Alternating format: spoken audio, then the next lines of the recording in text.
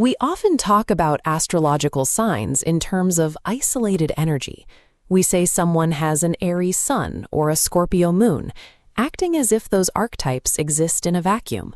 But ungrounded energy needs an arena. A zodiac sign alone is entirely abstract until it has a specific place to land and manifest in the physical world. Within this system, that place is what astrologers call a house. These are not literal physical buildings.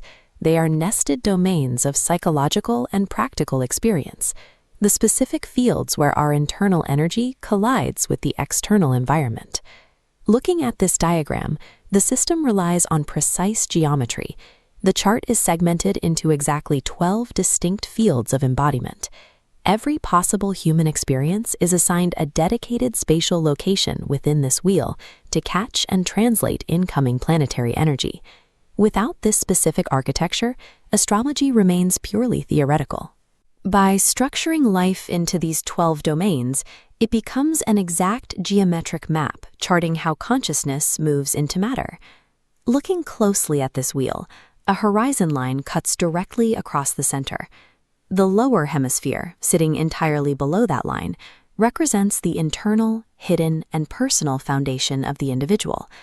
The cycle begins at the far left edge with the first house, also known as the ascendant. This marks the initial spark of individual identity, the moment self-awareness crosses the threshold and enters a physical body. From there, the ego anchors itself. The second house maps the expansion into material resources and personal values, while the third house governs the immediate practical awareness of the surrounding environment and the initial development of language. The descent continues into the very bottom of the wheel, the fourth house. This is the nadir, representing our deepest subconscious roots, our psychological safety, and our ancestral origins. Moving back upward, we reach the fifth house of creative output, followed by the sixth. Here, the individual must integrate bodily routines, discipline, and the daily habits required to physically sustain themselves. Notice the isolation in the sequence. This entire progression, from the spark of identity to the maintenance of the physical body, occurs without ever interacting with society at large. The lower hemisphere maps a necessary biological and psychological sequence.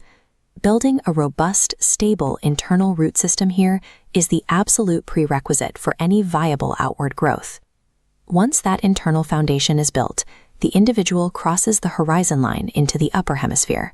This marks the psychological shift from the private, solitary self into the public, interpersonal world. Immediately across the horizon sits the seventh house. Operating as a direct geometric mirror to the first house of the self, it governs one-on-one partnerships and forces the individual to negotiate their identity with the other. The trajectory moves upward through the eighth house of shared resources, expanding into the ninth house of broad philosophies and belief systems.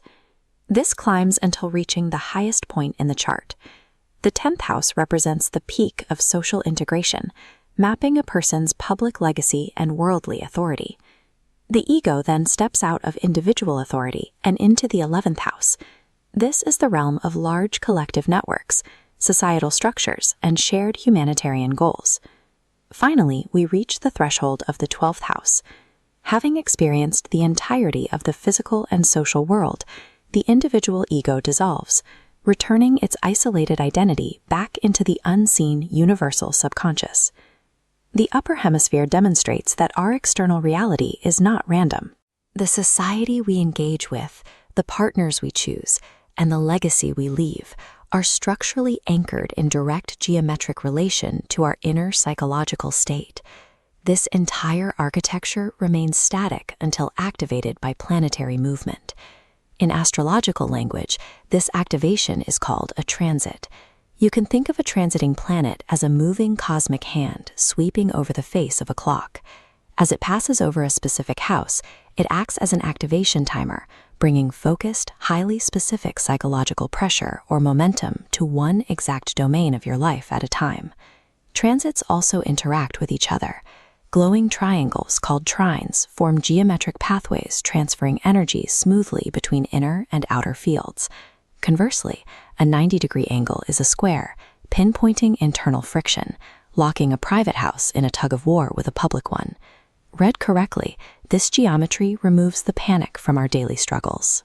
It replaces fatalistic predictions with a language of objective self-observation.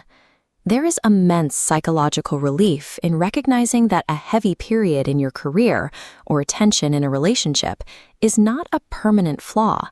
It is a localized weather pattern moving through a specific room in your chart, part of a profound geometric blueprint for understanding the human experience.